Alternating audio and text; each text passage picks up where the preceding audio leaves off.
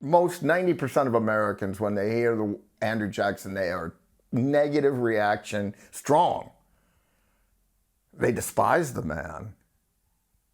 Why? Because public education has taught people, the American people, to hate him. Why? Well, because he destroyed the Bank of the United States. That's why. So he's the enemy of the bankers and central banks. For people to know that somebody could do such a thing and attack the Federal Reserve and destroy it, and that they revealed, the second audit revealed what a corrupt machine it is, and that half of Congress was taking gold and grafted and doing the dirty business of foreign London bank families. I mean, they don't want people to know that. So instead, they attack Andrew Jackson because he supposedly, allegedly, they tell us, I learned even in high school, that he was responsible directly for the Trail of Tears, which is where the Cherokees had to leave their home. I think it was Georgia. And on the way, lots of them suffered, and like 3,500 Native Americans died, Cherokee tribe. They suffered very badly. Okay, what do we learn about this in high school? What I remember is that it's Andrew Jackson's fucking fault. Well, the truth is, Jackson wasn't even president. He was at home on his sickbed. He wasn't even the president. This was 3 years after his second term was finished. So how is he responsible? Well, because he ordered the Cherokees to be assigned to beyond the Mississippi. So they had to leave their home and go. Well, before he made that decision,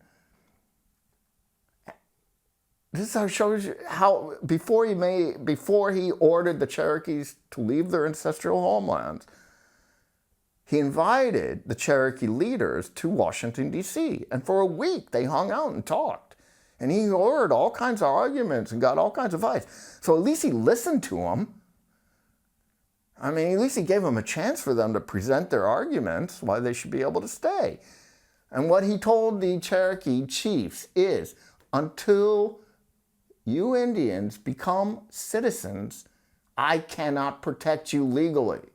So become citizens, and then I'll help you.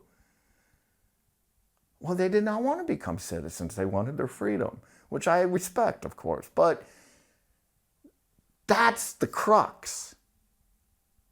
The Cherokees did not want to become citizens. So the pressure, public pressure, the legal pressure was too great for one man like the president. He couldn't do anything, but his hands were tied because they weren't even citizens.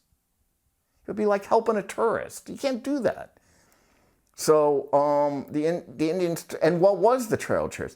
Was it Andrew Jackson's cruelty like we learned? No, it was a military debacle. There was graft, there was stealing, they mistreated the Indians, a lot of racism, of course. You know, but Jackson had nothing to do with it. It was a military debacle, it was a disaster. That's what it was. But somehow that becomes intertwined with the present argument that Andrew Jackson is a horrible, cruel man who destroyed the Cherokees and created the trouble. Why? So that young people who read history or are taught history immediately recoil when the students hear Jackson's name. They recoil with hatred. Well, they're reacting only to what they've been taught. They're not reacting to reality. They're not at all angry with what Andrew Jackson was and what he did, only what they've been taught. So it's ego. They're at war with their own minds, these people. And they hate Jackson. He's probably the most despised president out of all of them, I think. Why? Because he was the greatest, or one of the greatest.